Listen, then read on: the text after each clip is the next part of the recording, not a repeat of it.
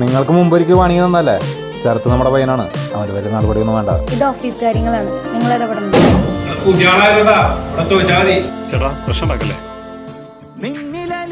ഇനി ഇവിടെ വരുത്തരുതട്ടാ.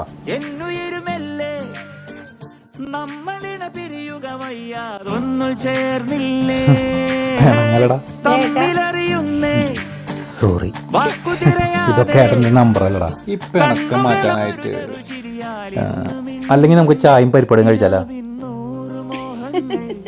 എന്നാ പോവാ, വാ.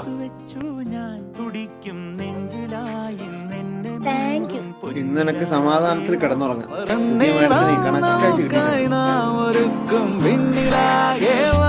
ഏട്ടൻ പെങ്ങളും കൂടി ചായ കുടിക്കാൻ ഇറങ്ങിയതാ. പെങ്ങളാ? ആ മഹേഷാട്ടാ, എന്നോടിത് വേണ്ടായിരുന്നു കേട്ടാ.